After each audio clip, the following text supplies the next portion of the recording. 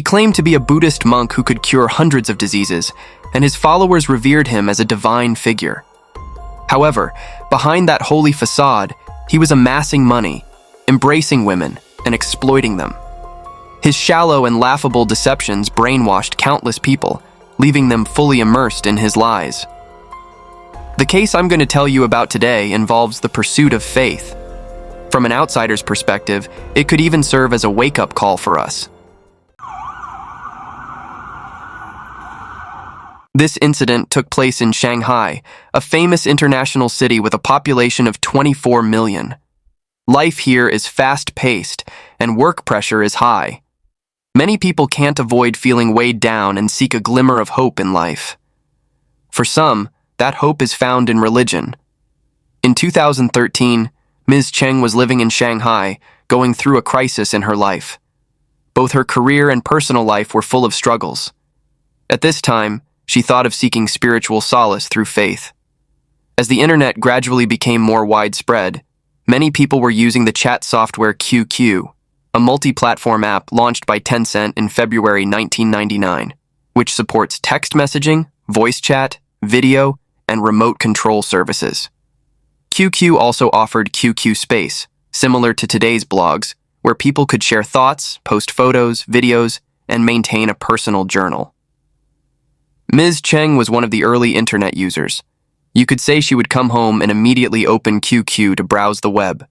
She often participated in chat groups with similar interests, where she made many like-minded friends, with whom she frequently exchanged messages online. She also shared her work and life frustrations with her online friends. One friend advised her, "There's nothing in life that can't be figured out. Why not go online and see what others are saying?" This person then introduced her to a unique individual. This person's nickname was Fo Guang. When she opened his QQ space, it was filled with images and videos related to Buddhism. He often shared profound insights about Buddhist teachings with statements that seemed mysterious and hard to grasp. Initially, Ms. Cheng was only curious and would occasionally visit his QQ space, but over time, she found that his words resonated deeply with her situation and were quite insightful. As a result, Ms. Cheng began to leave comments and send private messages. Unexpectedly, the so-called Master Fo Guang quickly responded. After a few exchanges, they began to communicate regularly on QQ. According to his introduction, he was a reincarnated living Buddha with the ability to see evil spirits attached to others. However, he rarely instructed others and only conversed extensively with those he deemed fated, like Ms. Cheng. After a few days of conversation, Fo Guang helped Ms. Cheng resolve many issues in her life, earning her deep admiration. She felt incredibly honored to be guided by the master and asked to become his disciple, hoping to learn and attain a noble level of faith like him. To her surprise, Fo Guang agreed immediately, making Ms. Cheng very happy. After formally becoming his disciple online, Ms. Cheng suggested meeting the master in person to gain further teachings on Buddhism. However, no matter how many times she invited him, the master declined with various reasons. Though she felt disappointed, she thought to herself, "Fo Guang truly embodies a pure, unattached monk."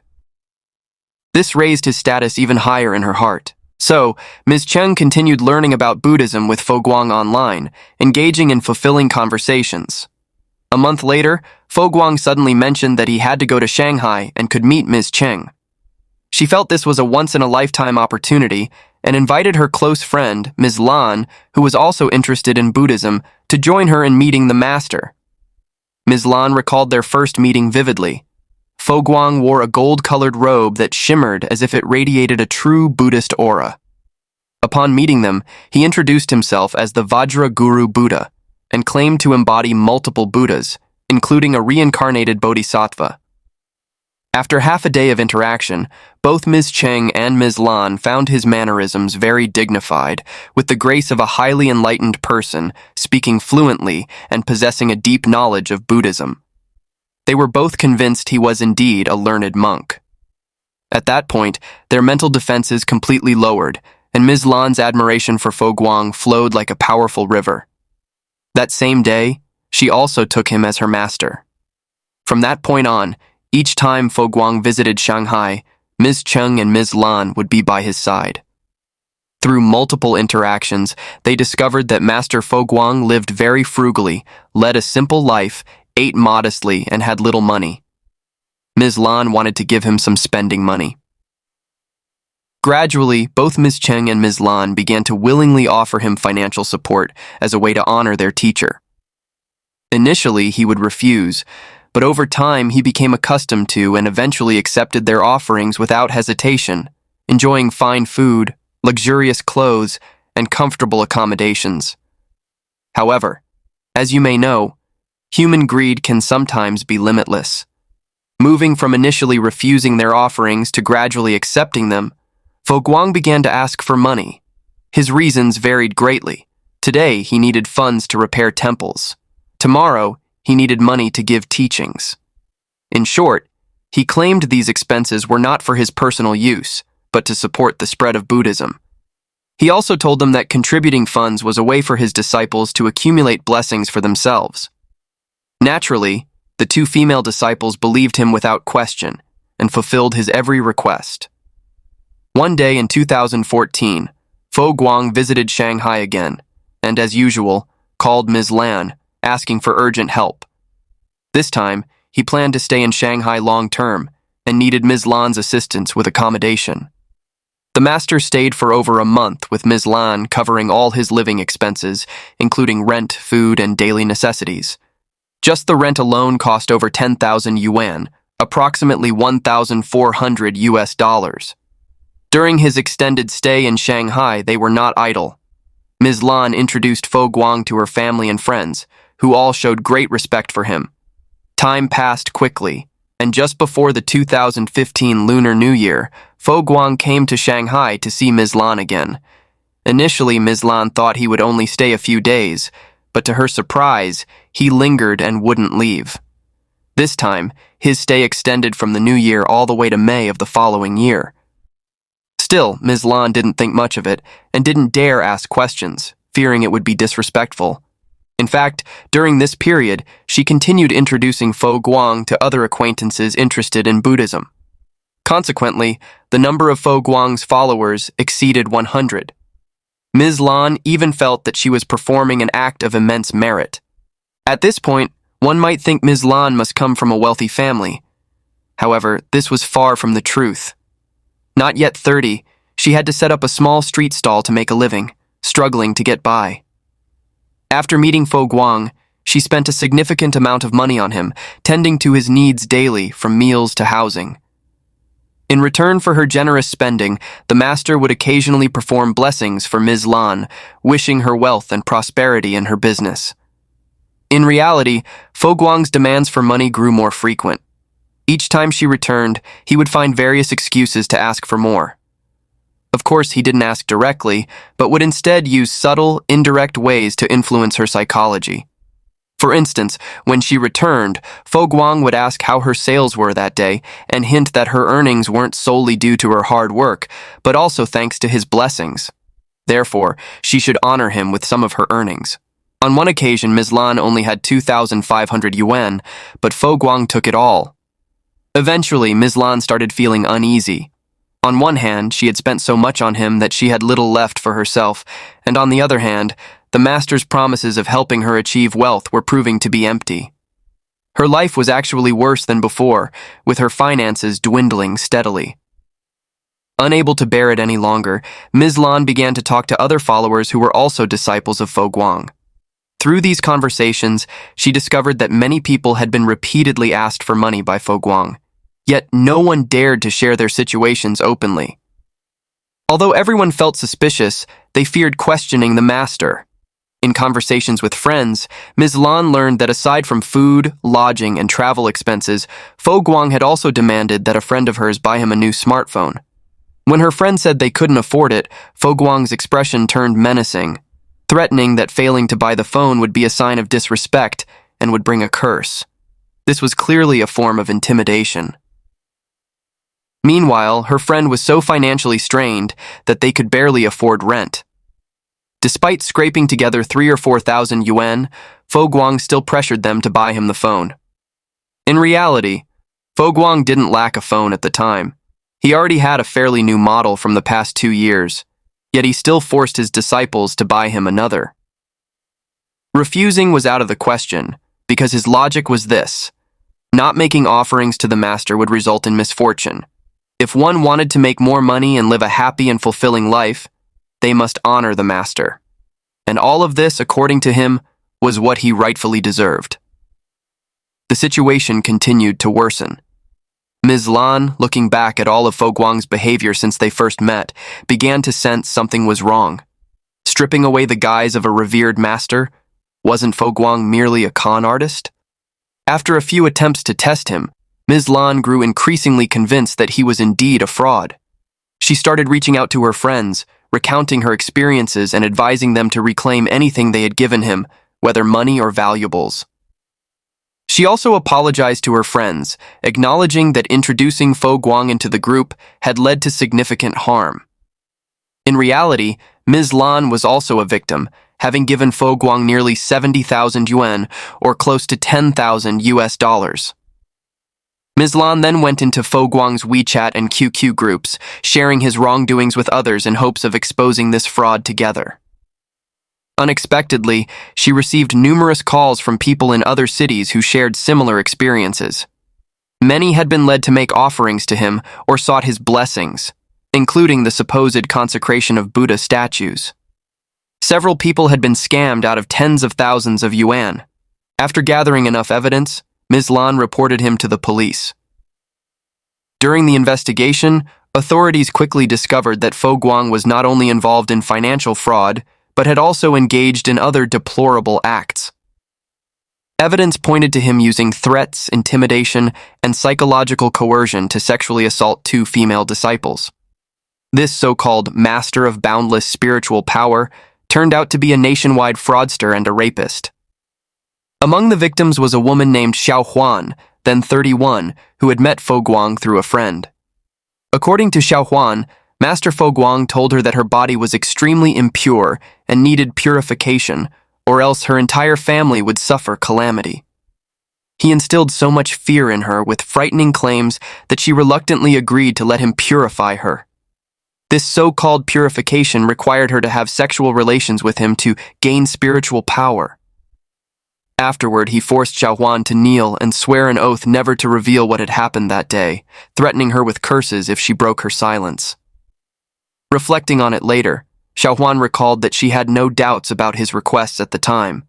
Even while he humiliated her, she believed he was genuinely purifying her body and expelling evil spirits. Astonishingly, after this so-called purification ritual, Fo Guang shamelessly demanded 15,000 yuan as an exorcism fee.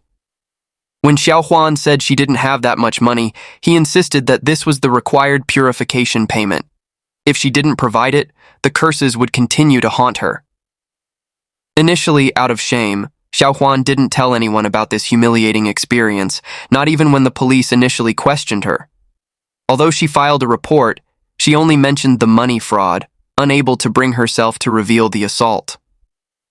However, when she heard that Fo Guang denied all accusations, and given that he might be released after a 24-hour detention, Xiao Huan realized that if she didn't speak up, Fo Guang would not only continue evading justice and harm more people, but might also seek revenge on her. Summoning all her courage, she recounted everything that had happened to her. As the investigation deepened, the police uncovered that Fo Guang's crimes went far beyond what was initially known. Most horrifyingly, he had done something similar to a young girl. This raised the question, how did this poor child fall into Fo Guang's grasp? It turned out he exploited the trust of the girl's mother. On one occasion, the mother brought her daughter to meet Master Fo Guang. He found a way to send the mother away, and then told the girl, "Your mother has fully entrusted you to me. There is a serious issue with your physical development, but don't worry, I'll help cure you." He then took out a small bottle containing a cloudy white liquid, opened it, and held it close to her nose, telling her to inhale deeply. Before she could react, she lost her ability to resist and fainted, after which Fo Guang committed the act you can all imagine. As more people came forward to report their experiences, the police saw that Fo Guang's methods were blatantly fraudulent. Yet how had so many people fallen into his trap? So who was this man, Fo Guang, who had deceived hundreds of followers? Through thorough investigation, the truth about Fo Guang's life was finally uncovered. His real name was Jianxiang, 50 years old at the time of his arrest, from Lianyungang, Jiangsu province. Records revealed he was skilled at concealing his identity and had some ability to evade investigations. He was well versed in Buddhist texts, which allowed him to pose as a monk and repeatedly deceive people successfully. In fact, 3 or 4 years earlier, he had already been convicted by the Lianyungang People's Court in Jiangsu province for impersonating a holy monk to scam people out of food and lodging, even tricking someone into funding a trip to Hong Kong. Jianxiang was a repeat offender, yet none of his disciples knew of his criminal record. This fact alone was astonishing. When the police arrested Jianxiang, they found nearly 30 different identification cards, bank cards, passports, and travel documents for Hong Kong and Macau among his belongings. It was later revealed that whenever he demanded money, he always instructed his victims to transfer funds to various bank accounts he carried with him. These different accounts, he claimed, belonged to monks from the temple. This allowed him to present these transactions as legitimate assistance or donations among disciples, keeping himself distanced from the crimes. His chosen victims were typically those lacking caution and defense, or were devout believers seeking spiritual benefits. In court, Jianxiang continually made excuses for his crimes. For example, regarding his coercion and assault of Xiaohuan, he even countered that Xiaohuan had falsely accused him, claiming that she was the one who wanted a relationship with him. After he rejected her, he alleged she concocted this story to frame him. He emphasized that he was a revered master, supposedly beyond worldly desires. He told the police, "I don't care about women because I'm not like other men. Since my early 30s, I have had no interest in women. Why? Because for those of us who pursue spiritual enlightenment, preserving life is more important than life itself." As for the incident involving a follower's daughter, Jianxiang also denied any wrongdoing. He claimed he only had the child's well-being in mind, insisting he was simply trying to save her. He went on to say that he wouldn't defend himself against any accusations made against him, trying to appear like an innocent victim of slander who, as a monk, was above worldly grievances. Frankly, the police found his absurd and shameless behavior both infuriating and laughable. When asked how he purportedly helped people, he couldn't provide a clear answer. He claimed he could make a paralyzed person walk again, yet when asked how he could do such a thing, he only replied that he didn't know. Each time he was confronted with something he couldn't explain, his go-to excuse was, "Buddhist teachings are beyond words. Secrets of the heavens cannot be disclosed." To prove his so-called powers, he even boasted, "I can help the deaf hear and cure addicts." What others would consider outlandish claims were, in his eyes, trivial feats.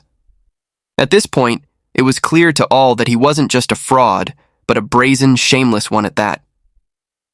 During his time in detention, Jianxiang continued to be delusional, boasting everywhere about his great master theories. But he didn't realize that his baseless lies could never deceive the law. In the end, the police determined that Jianxiang's actions constituted fraud. Moreover, his crimes of rape and sexual assault matched the country's legal interpretations regarding cases where superstition is used to exploit victims' trust and engage in sexual acts with them. This is legally defined as rape. Ultimately, Jianxiang, the fraudster, masquerading as a master with false reverence, was prosecuted on 3 counts: fraud, rape, and sexual assault. Faced with solid evidence, he had no choice but to plead guilty and accept his punishment, resulting in a 22-year prison sentence. Although the law grants citizens freedom of religious belief, one must still be vigilant against religious scams and against those who exploit religion for deceit. The backgrounds of these fraudsters may be surprising. In reality, many of them are highly educated. At their core, they prey on people's vulnerabilities. As for the women deceived in today's case, they were fortunate enough to realize the truth in time.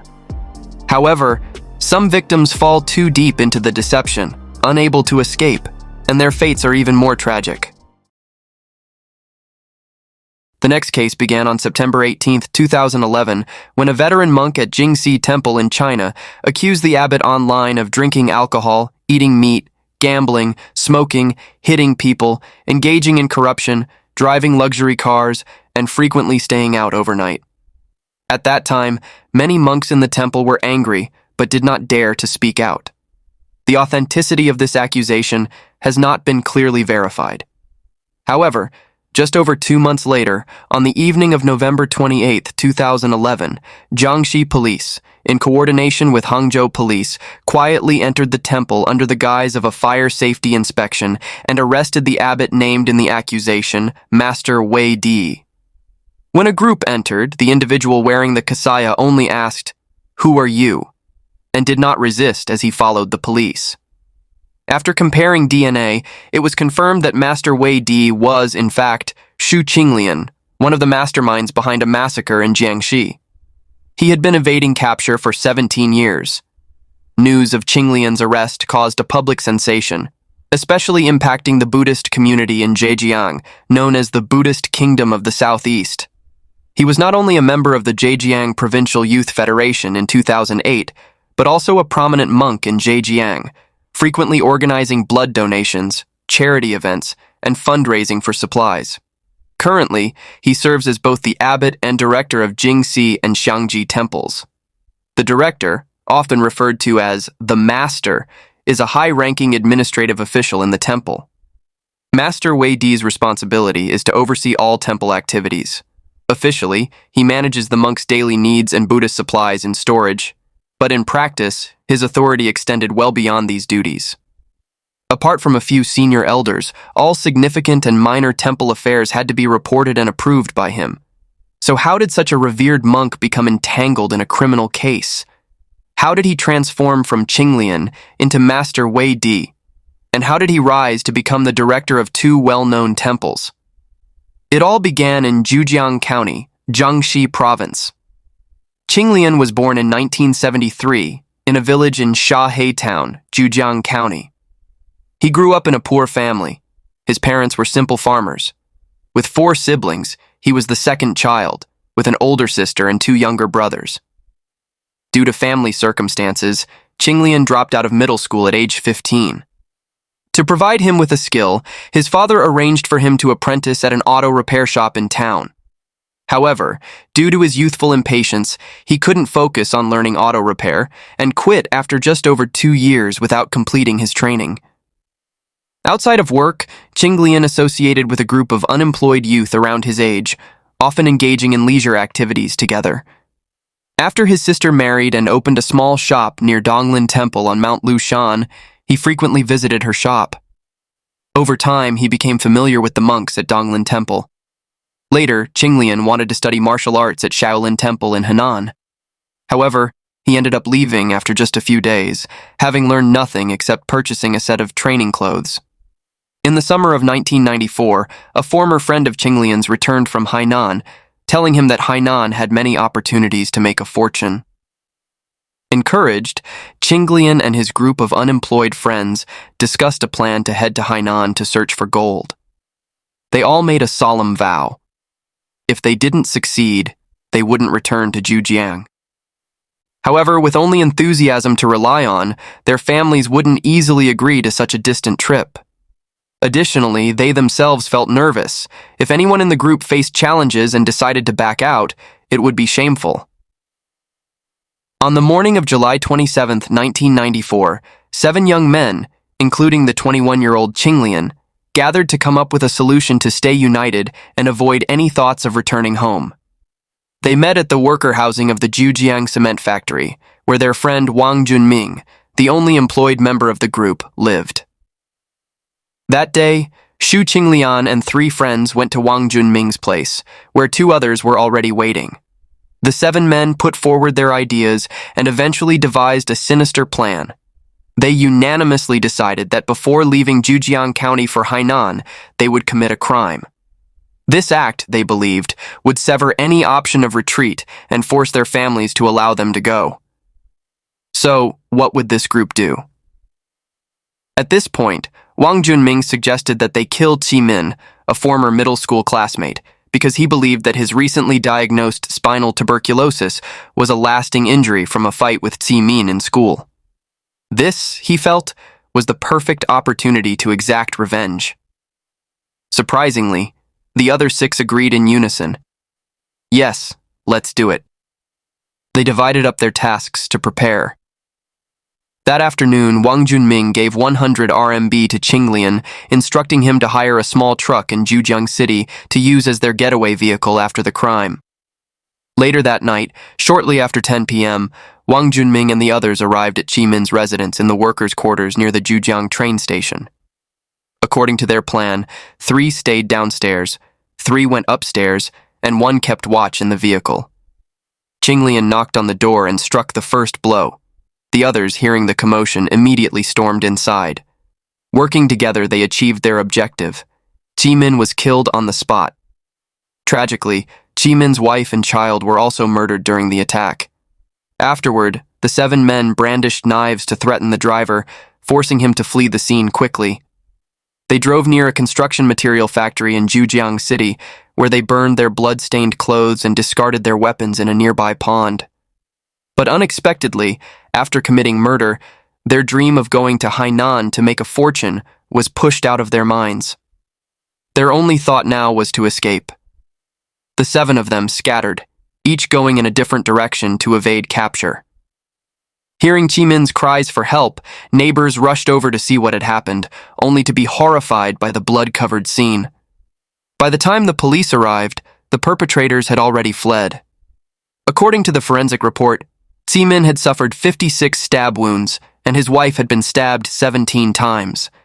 His 2-year-old son miraculously survived because his mother shielded him in her arms. However, the child's leg was slashed over 10 times, leaving him with permanent injuries. News of the family massacre in Jiujiang County quickly spread, alarming residents who anxiously hoped the police would swiftly solve the case. After many days and nights of tireless work, the police eventually apprehended 5 suspects, while 2 others, including Qinglian, one of the main masterminds, remained on the run. By September 8, 1995, 3 of the 5 captured suspects were sentenced to death. 1 received the death sentence with a reprieve, and another was sentenced to 15 years in prison. The 3 with death sentences were executed after their appeals were rejected within a month. Although this case was partially resolved, the fact that some suspects were still at large continued to trouble the investigating officers. They did not give up on pursuing the fugitives. So, where was Qinglian hiding during this time? According to Qinglian's account, he and Wang Junming planned to escape from Jiujiang City to another province. When Wang Junming was caught while shopping near the bus station, Qinglian saw him being arrested, and without thinking twice, used the chaos to escape to the banks of the Yangtze River. It's said that he then swam across the Yangtze River alone, reaching Huangmei County in Hubei Province on the opposite shore. Unsure of where to hide, he eventually made his way to Wuzhou Temple. He lied to the temple monks, claiming, "I've been hurt in a relationship, have seen through worldly matters, and now wish to seek refuge in Buddhism. Please accept me." However, temples don't simply accept anyone based on a few pleas. The monks thought this young man's desire was probably impulsive and refused him, explaining that the temple was small and couldn't offer him the best conditions for studying Buddhism. After staying at the temple for a few days, Qinglian, still driven by the urge to flee as far as possible, traveled 93 miles to Sanzu Temple at the foot of Tianzhu Mountain in Jianxiang County, Anhui Province. He repeated his story of heartbreak, hoping to stay there long-term. Unfortunately, the temple's guest monk, responsible for welcoming visitors, told him, "If you want to ordain and stay here, you'll need the approval of the abbot, Master Hongxing, but he's away at Juhua Mountain." Left with no choice, Qinglian went to Juhua Mountain, only to find many temples there and no sign of the abbot. Disheartened, he had to take a bus back to Jianxiang. Unexpectedly, at the bus station, he found an ID card. He returned to Sanzu Temple and told the monks that he sincerely wished to ordain, had spent all his money, and had nowhere else to go. He asked if he could stay at the temple while waiting for the abbot to return. Hearing this, the monks agreed to let him stay temporarily. Using the ID card he had found, Qinglian registered to stay at Sanzu Temple, and his stay eventually extended over several years.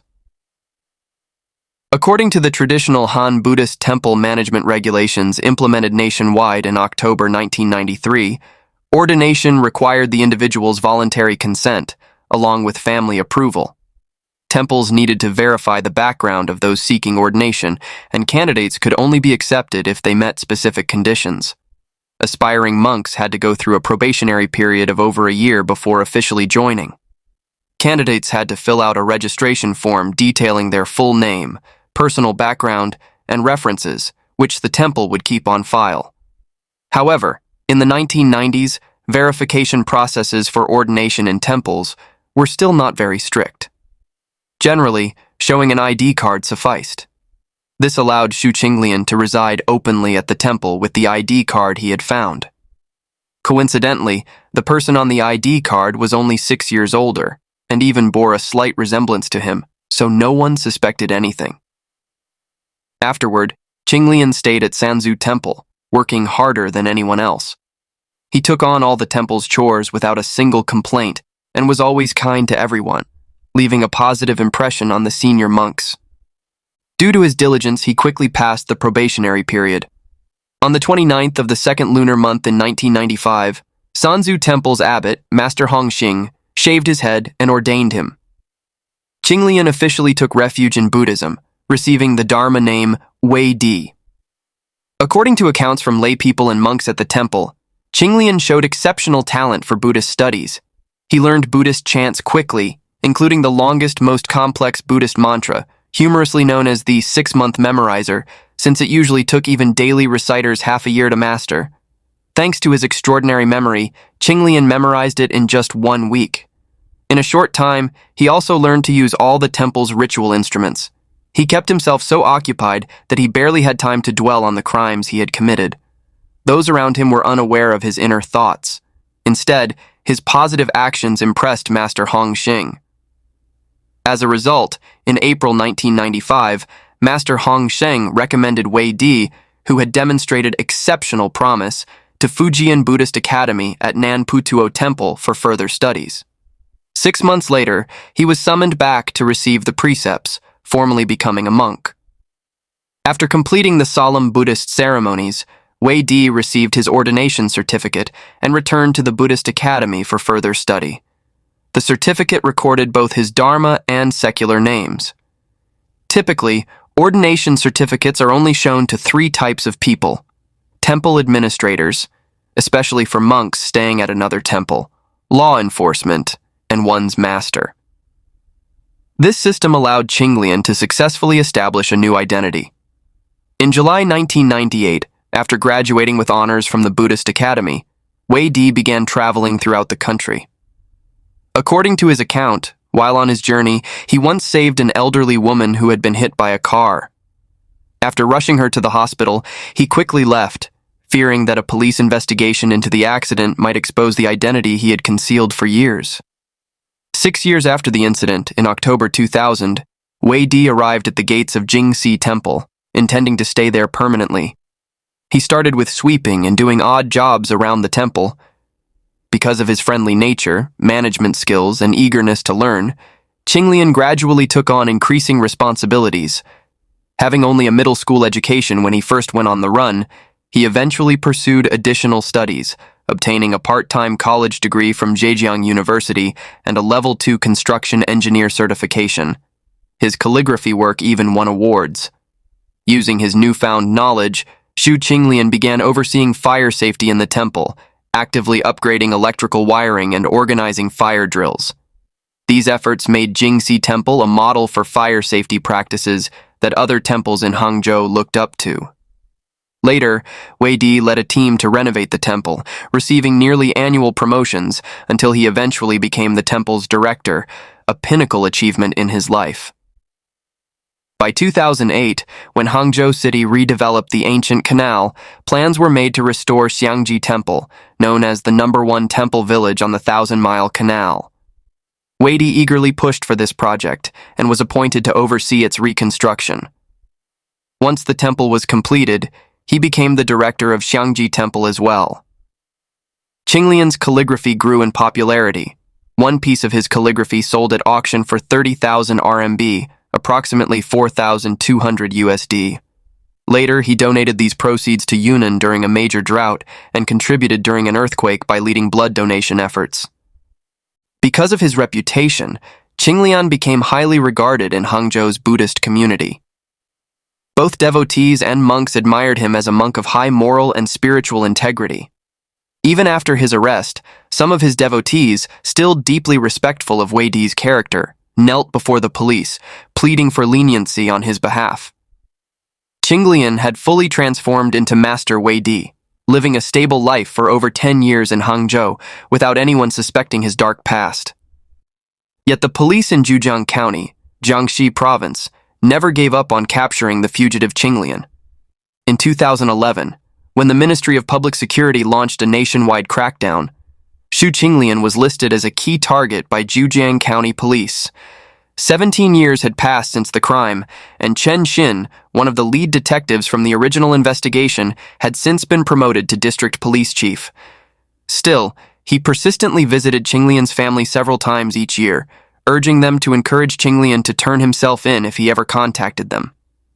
By June 2011, district police visited Qinglian's family as usual, hoping to collect DNA samples from his relatives, but met with resistance. Qinglian's mother's unusually defensive behavior raised police suspicions. She loudly claimed she hadn't been in touch with her son for years and didn't know if he was alive or dead.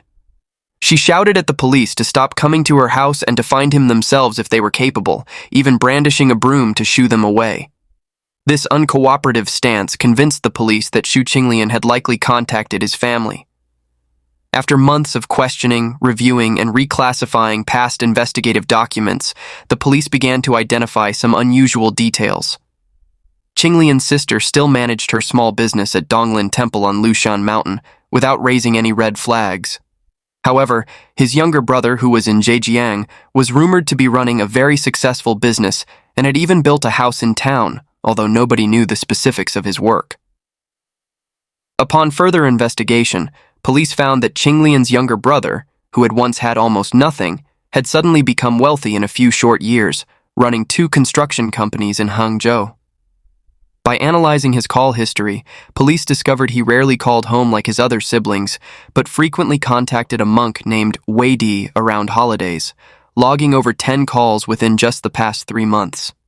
Strangely, there was no evidence of them meeting in person.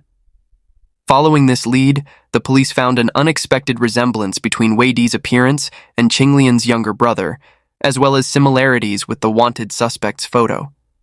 Furthermore, Qinglian had previously helped at temples and had spent time studying martial arts at Shaolin Temple. These findings led the police to propose a bold theory that the monk known as Wei Di was in fact Qinglian, who had been evading capture for 17 years.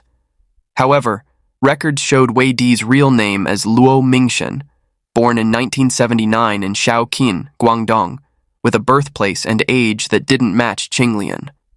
So, what secrets were hidden here?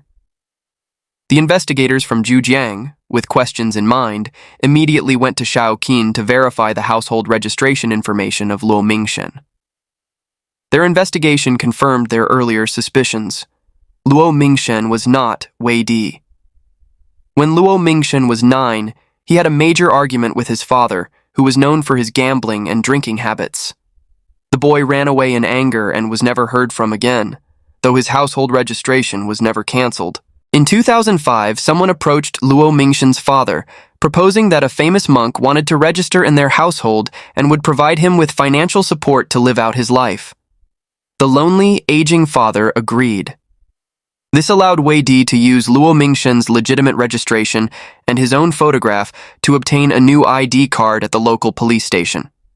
Using this ID, he transferred his registration from Shaoqin, Guangdong, to Hangzhou, Zhejiang. Experts meticulously compared photographs of Wei Di and Qinglian, eventually concluding that they were indeed the same person. Finally, on November 28, 2011, Jiangxi Police, with the assistance of Zhejiang Police, arrested Wei Di, the director of Jingxi Temple. This is the situation described at the beginning of our video. During interrogation, Qinglian confessed that, over the years, he had taken part in various meditation retreats, striving for self-improvement, hoping to serve others while practicing Buddhism. Yet, despite his silent dedication, he had never found inner peace. The actions of his past tormented him, often waking him from sleep with nightmares. He had traveled and taught throughout Southeast Asia, but had never considered fleeing abroad. Before his arrest, he knew the police were investigating him. Qinglian had thought about turning himself in, but ultimately couldn't bring himself to do it. Now that he had been caught, he saw it as a form of release. He concluded by saying, "I understand that the seeds I have sown must be repaid." In 2012, after Qinglian's arrest, his lawyer and family reached out multiple times to negotiate compensation with the victims, but the crime's memory remained deeply painful. The surviving child's family firmly replied, "We do not want compensation." On April 20th, 2012, the Jiangxi Intermediate People's Court held a public trial for Xu Qinglian's case. At trial, Qinglian's defense lawyer argued that he had intended to surrender. In late November 2011, Zhejiang police traveled to Guangdong to verify Qinglian's identity. Early on November 28, 2011, a nun in Guangdong, learning of the investigation, informed him that the police were closing in. Knowing this, Qinglian chose not to flee. According to police verification, several monks at Jingxi Temple and Xiangji Temple confirmed that Wei Di had prepared to hand over his responsibilities before turning himself in. During this handover period, Wei Di told Genjing, a monk at Xiangji Temple, "When I was young, I made some mistakes that I need to go back and address." This confirmed that Qinglian had intended to surrender before knowing about the police investigation. His lawyer argued that, according to relevant regulations, if someone is on their way to surrender or preparing to do so, but is apprehended by police, it should be regarded as a voluntary surrender. Furthermore, the lawyer continued, after fleeing, Qinglian dedicated himself to studying Buddhism in the temple and engaged in charitable deeds to atone for his past wrongs. Regarding the 1995 case, 3 people were sentenced to death and executed, which, considering the outcome of 2 deaths and 1 injury, had achieved a form of balance. However, the prosecutor argued that Qinglian's involvement in planning the crime, preparing the weapon, scouting the location, being the first to knock on the door, and delivering the first stab that killed Ximin were all facts he did not deny. While the charitable actions Qinglian undertook after becoming a monk were acknowledged, the trial was focused on the crime from 18 years prior, and Qinglian's current actions had no bearing on that case. Legally, his past actions required due punishment. The prosecutor emphasized that Qinglian, along with others, illegally carried weapons with the intent to take lives, killing 2 people and severely injuring 1 in a brutal attack that had serious consequences warranting severe punishment. As for the lawyer's claim that Qinglian intended to surrender, the prosecution argued that merely having the intention to surrender without any actual steps to do so was insufficient for legal recognition. In court, Qinglian wept multiple times and had little to contest against the prosecution's charges. He stated that since becoming a monk, he had repented. He had often considered surrendering, but feared that, given his rising status in the Buddhist community, doing so would damage the faith's reputation and image, so he suppressed the idea. Up until his arrest, he was still contemplating returning home to surrender. On June 13, 2012, the court issued its preliminary verdict. The court found that Qinglian had meticulously planned the crime, killing 2 people and severely injuring 1, using brutal methods with particularly serious consequences. While the crime warranted the death penalty, the court took into account that Qinglian had no prior criminal record and had shown signs of remorse since committing the crime. After his arrest, he was cooperative and admitted his guilt, demonstrating a good attitude. He and his family were also willing to compensate the victims' families financially, a statutory mitigating factor. In line with China's current criminal policies, the court sentenced Qinglian to a 2-year suspended death sentence. Following his sentencing, Xu Qinglian served his time in Jiangxi Province prison. Strangely, On September 1st, 2014, the prison recommended a sentence reduction, and after review by the Jiangxi Provincial Prison Administration, the case was forwarded to the Jiangxi Higher People's Court. Ultimately, the court decided to commute his sentence from a 2-year suspended death sentence to life imprisonment. On June 27, 2016, the prison once again proposed a sentence reduction. The court acknowledged that inmate Su Qinglian had shown genuine remorse during his time in custody, and a sentence reduction was deemed appropriate according to the law. Ultimately, the court reduced his sentence to a fixed term of 17 years. He is currently serving his sentence at Nanchang Prison in Jiangxi Province. Dear viewers, as Taoist teachings say, calamity and blessing have no gate. They come from the heart. The consequences of good and evil follow us like a shadow. Calamity and happiness are not predetermined, but are invited by our own actions. The results of good and evil will always follow us. Even if the law does not punish, the court of conscience will always ensure we pay for our wrongdoings. The next case took place in Hong Kong, where there was a unique temple led by a nun blinded by wealth, material desires, and even lust. This nun not only wore black socks while worshipping Buddha, but also owned a luxury car and a villa worth 40 million Hong Kong dollars. The main character in this case was originally named Xu Aiwen, later changing her name to Long and Lai. Her Dharma name was Shi Jiding. She was born in 1967 in a rural area of Jilin, northeast China. Due to her family's poverty, they couldn't afford her education, so she had to drop out of school at a young age to help with farming. Despite these hardships, she was blessed with a tall, attractive appearance and a lively personality. Many young men in the village liked her, but because of her family's poverty, Shi Aiwen felt envious of children from wealthy families who could afford to go to school. This desire for money and material wealth became deeply rooted in her from an early age. Shi Aiwen dreamed of becoming a phoenix who could soar and marry into a wealthy family. Because of this ambition, she ignored all the young men in her village. In the 1980s, the southern regions of mainland China experienced rapid development, and many northerners moved south to find better opportunities. They returned wealthier and more fashionably dressed. Seeing them inspired Shi Aiwen to find work in the south. In 1992, at the age of 25, she ignored her parents' objections and went south alone to make a living. But unlike her fellow villagers who sought work in Guangzhou or Shenzhen, Shi Aiwen went straight to Hong Kong, the most prosperous and dazzling city in China.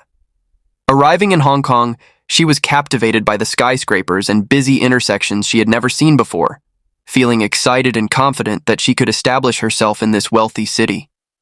To quickly assimilate into this vibrant city, she changed her name to Long and Lai, hoping Hong Kong's prosperity would bring her great success. However, she didn't realize that, in Hong Kong, new arrivals like her from northern China were often confined to the lowest rungs of society. Without Hong Kong residency or special skills, finding a job was difficult for her. Furthermore, lacking a legal residence permit meant she faced deportation if the police discovered her. Thus, even if she managed to find work, it was limited to menial jobs like dishwashing and cleaning. Watching native Hong Kong residents wearing large gold chains and gold rings, Long hatched a bold plan to marry a Hong Kong man, which would solve her immediate difficulties. Finally, the person she was searching for appeared. One day in 1992, Long happened to meet a truck driver named Shen Weirong. During their conversation, she learned that he was a Hong Kong resident. This chance meeting aligned perfectly with her intentions. Because Long and Lei was young and beautiful, Shen Weirong quickly fell in love with her. Before long, they married, and she applied for a one-way visa to settle in Hong Kong. Long thought that marriage would bring her a comfortable life, but she soon realized her plans had been miscalculated. The reality for this ambitious woman wasn't much different than before. Furthermore, Long had no education, no skills, and couldn't even speak Cantonese, so she faced constant discrimination. Consequently, she couldn't find a better job. Since her marriage to Shen Weirong was mainly for obtaining residency, their relationship lacked harmony.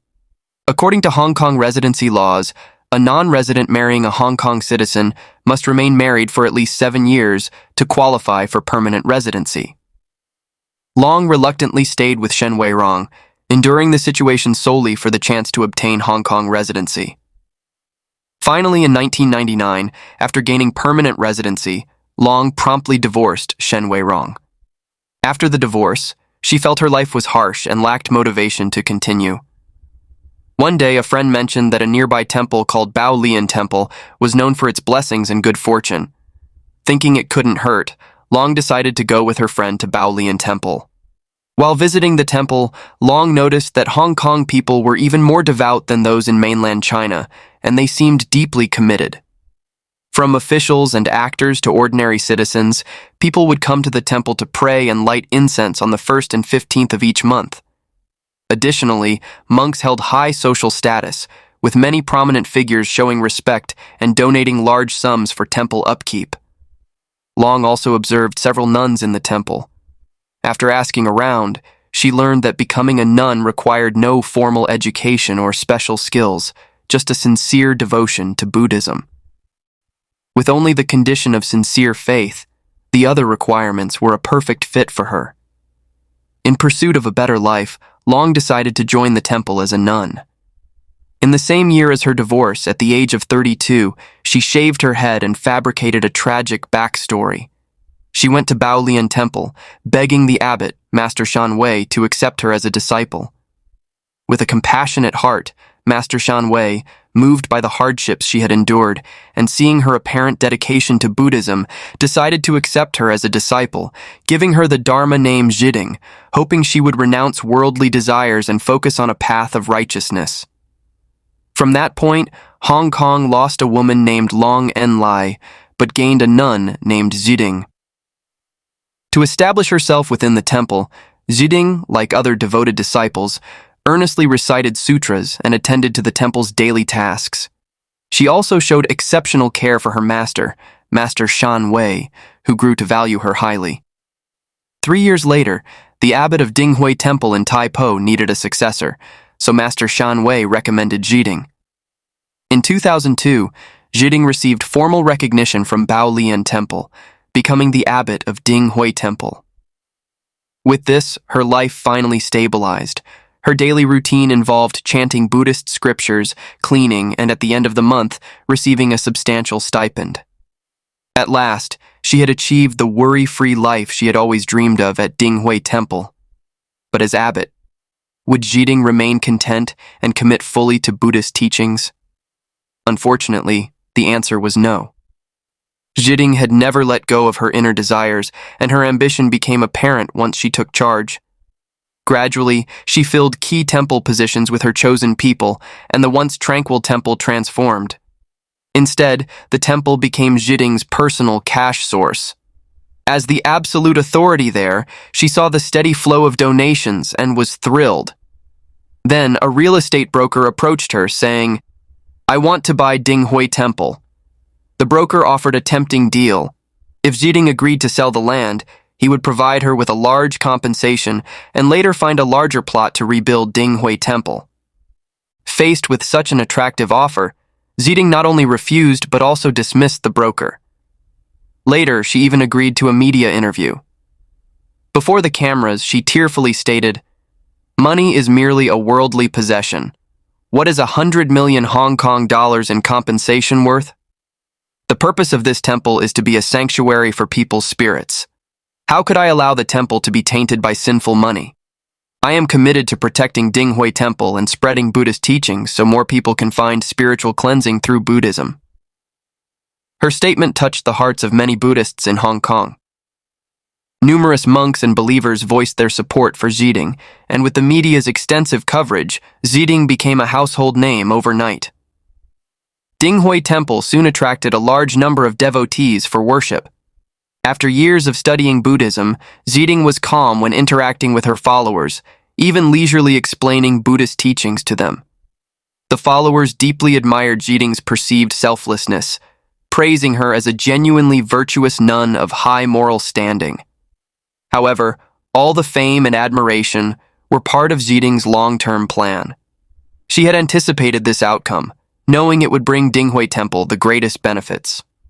With public opinion fully on her side, Zhiding began her next money-making scheme. She once again addressed the public, saying, "Protecting Dinghui Temple isn't easy. The temple has been weathered by years of sun and wind, and many of the structures are near collapse. This place of worship is too dilapidated to honor the Buddha and Bodhisattvas. As a small abbot, I am powerless and lack the funds for repairs. If followers are willing to help Dinghui Temple overcome these difficulties, you will surely be blessed and gain merit." Moved by her appeal, many devotees began donating. In just one round of fundraising, she collected a total of 6.7 million Hong Kong dollars, around 860,000 US dollars. However, the actual amount used for temple renovations was shockingly low, barely even 10,000 Hong Kong dollars. As donations continued to increase, Zhiding's long-hidden desires grew, finally breaking free like a beast unleashed. She began executing her cicada shedding its shell plan. At first, she used the donations to buy herself designer clothes and jewelry, appearing at the temple dressed lavishly in glittering accessories. As more money flowed in, she upgraded to even more extravagant items, purchasing diamonds, gold jewelry from Cartier, and luxury handbags. She even bought a luxury car with a private driver for her daily transportation. Shockingly, Zhiding displayed these luxuries openly, almost as if announcing her status and power to the world. The most outrageous purchase was a villa worth 40 million Hong Kong dollars, over 5 million US dollars, lavishly decorated with luxurious furnishings. On days without temple duties, she would ride in her luxury car to rest at the villa. When there were no ceremonies to conduct, she would sleep in the abbot's quarters, then spend her days shopping at high-end malls with friends and dining at five-star hotels. Afterward, her driver would take her back to her villa to rest. But could Zhiding live like this forever? Namo Amitabha Buddha. The wheels of justice turn slowly, but grind exceedingly fine. Zhiding seemed to disregard this wisdom. Ultimately, her unusual way of spreading Buddhism was exposed by Wang Jingjing, an actress and lawyer. Wang Jingjing was previously active in the entertainment industry, starring in various TV dramas. She later married renowned martial arts star Liu Jianxiang and gradually stepped back from showbiz. Wang was also a devoted Buddhist. She first learned of Zhiding through an interview where Zhiding expressed a deep, sincere commitment to preserving Dinghui Temple despite financial and material challenges. Touched by Zhiding's apparent sincerity, Wang took the initiative to donate to Dinghui Temple, hoping to help Zhiding with the temple's restoration. She also used her influence to aid Zhiding's fundraising efforts, even creating a website to promote the campaign extensively. With Wang Jingjing's assistance, Zhiding's fundraising became incredibly successful, with donations pouring in almost daily. In a short time, Dinghui Temple raised over 1.3 million Hong Kong dollars. By 2015, thanks to her hard work, Wang became a member of the temple's board of trustees. Naturally, Zhiding didn't turn away anyone who came to donate. However, at the time, Wang had no idea what kind of person Zhiding truly was.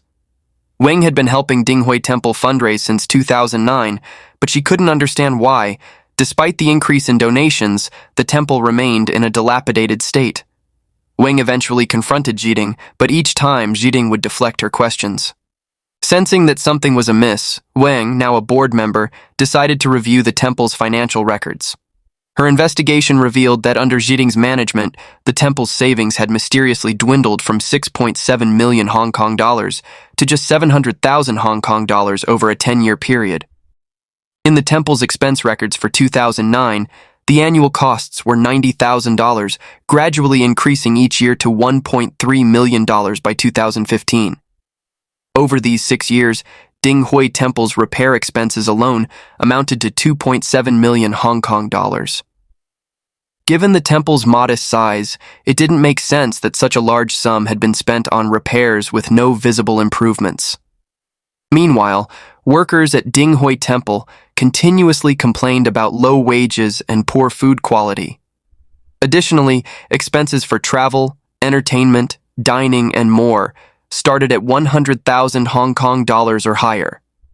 In 2014 alone, entertainment expenses reached 240,000 Hong Kong dollars, while travel expenses amounted to 180,000 Hong Kong dollars. Realizing the irregularities, Wang wisely hired a private investigator to dig deeper into the situation. During the investigation, it was uncovered that Jiding was living a completely different lifestyle outside the temple, showing total disregard for the Buddhist vows and discipline. A concerning discovery was that for several decades, the sale of urn niches at Dinghui Temple had been clearly documented. However, once Jiding became abbot, she started recording these transactions under donations. For instance, a niche space might be sold for 200,000 Hong Kong dollars, but on the invoice, she would record the sale as 20,000 Hong Kong dollars, with the remaining $180,000 logged as a donation. Even this wasn't enough for Jiding, as she also violated regulations by building additional urn storage spaces within Dinghui Temple to maximize profits. Additionally, during ceremonies, Jiding refused to issue receipts. If a volunteer requested an invoice, she would not only refuse but would even call the police, accusing the person of extortion. These unrecorded funds almost certainly went straight into Jiding's pocket. This explains how she could afford a 40 million Hong Kong dollar villa. Investigations revealed that Jiding often hosted young men at her home for parties. For such occasions, she would dress lavishly, wear expensive jewelry, apply heavy makeup, and even wear wigs. Her abbot office at Dinghui Temple was another spectacle. The room was furnished with high-end items, featuring an air conditioning system and a large bathtub. Her desk housed an Apple computer. Her wardrobe was filled with luxurious items including sexy lingerie and numerous designer handbags, along with wigs and fitted dresses. Her vanity table was covered in high-end cosmetics. The room contained 9 wardrobes and cabinets of varying sizes, packed with skincare and beauty products from prestigious French brands. She also owned over a dozen pairs of premium black leather shoes. This same nun had previously told the media that Dinghui Temple was so poor it couldn't pay its electric bills. Yet, her 2 pet dogs enjoyed 24-hour air conditioning and dined on gourmet dog food, with monthly costs totaling up to 7,000 Hong Kong dollars. Reporters also revealed a shocking detail. While Jiding wore Buddhist robes publicly beneath them, she wore black stockings and a pair of expensive leather shoes. Even while reciting sutras in the Buddha Hall, Jiding wore black stockings under her monk robes, a deeply disrespectful act toward Buddhism. Additionally, she gifted Wang a designer leather handbag for her birthday, a gesture that also violated Buddhist vows. As you can see, Jiding's transgressions in the Buddhist monastic code also extended to forbidden relationships, as her personal life was chaotic. During her time as a nun, Jiding secretly engaged in a relationship and 2 marriages. In 2003, she met a real estate broker from Shenzhen named Jianxiang through temple followers. They got along well and quickly fell in love. While serving as a nun at Dinghui Temple, Jiding frequently traveled between Hong Kong and Shenzhen to be with Jianxiang. To avoid pregnancy, she even had an intrauterine device implanted in 2004. However, in June of that year, she decided to end the relationship with Yang for unclear reasons. But Jianxiang wouldn't let go easily. He allegedly demanded 500,000 Hong Kong dollars, threatening to release intimate photos of them to the media, tarnishing Jiding's reputation in Buddhism. He also threatened to inform her master, Shan Wei, about their affair, claiming Jiding had eaten meat and promised to leave the monastic life to be with him. After negotiations, Jiding ended up giving Jianxiang only 100,000 Hong Kong dollars, then reported him to the police for extortion. In 2005, the Shenzhen People's Court sentenced Jianxiang to 3 years in prison for extortion. Jianxiang maintained his innocence, appealed unsuccessfully, and eventually had his sentence reduced to 1 year. After resolving the issue with Jianxiang, Jiding became involved with a 23-year-old monk-turned-merchant named Liu Jianxiang. Learning of Jiding's position as abbot, Liu decided to leave the monastic life, moving to Hong Kong, where he married Jiding on August 17, 2006. Once he secured Hong Kong residency, they immediately divorced. Jiding then granted him the Dharma name Shi Jianxiang. The story didn't end there. On October 29, 2012, at age 45, Jiding married another man, Gao Wuguo, a 38-year-old teacher from mainland China. Like Liu Jianxiang, Gao had previously been a monk. He followed Jiding to Hong Kong, received the Dharma name Jianxiang, and was appointed by Jiding as the ritual master at Baolian Temple. Shockingly, the two of them continued living as husband and wife at the temple. The donations Jiding embezzled from Dinghui Temple were allegedly used to support these young men, blatantly disregarding the Buddhist vows. When Wang angrily confronted Jiding, questioning her about marrying monks, a severe violation of Buddhist monastic discipline, Jiding shamelessly responded that they were only married in name, not in practice. They arranged fake marriages with the purpose of recruiting talent from mainland China. After gathering enough evidence, Wang Jingjing promptly reported Jiding to the Hong Kong police. Following a thorough investigation, on October 14, 2015, Jiding, then 47, was finally taken in by the police for questioning, along with her disciple Shi Miaohui, her husband Gao Wuguo, and a foreign worker residing illegally. The authorities later confirmed that between 2005 and 2015, Jiding had misappropriated nearly 45 million Hong Kong dollars for personal use. She was also suspected of engaging in fake marriages to help others gain permanent residency in Hong Kong, among other charges. In 2017, Jiding was formally charged with embezzlement, aiding and abetting illegal residency, and other offenses. All her assets were frozen, but after posting a substantial bail, Jiding was granted temporary release. In November 2017, Dinghui Temple was temporarily transferred to government management. Jiding was allowed to return to the temple to collect her belongings, ultimately taking only 4 leather pants, 12 shirts, and a pair of glasses. Her expensive items and her 2 pet dogs were not allowed to leave with her, as they now belonged to Dinghui Temple. The 40 million Hong Kong dollar villa registered under Jiding's name was sold for 30 million Hong Kong dollars, with all proceeds going to Dinghui Temple. After years of proceedings, the court finally reached a verdict on February 26, 2022. Jiding was found guilty of multiple offenses, including embezzlement, perjury, and conspiracy to defraud, and sentenced to 7 years in prison with all her assets confiscated. Jiding attempted to appeal, but was ultimately denied. This case of the Hong Kong nun's embezzlement finally came to a close with her imprisonment. As a Buddhist saying goes, we come with nothing, and we leave with nothing.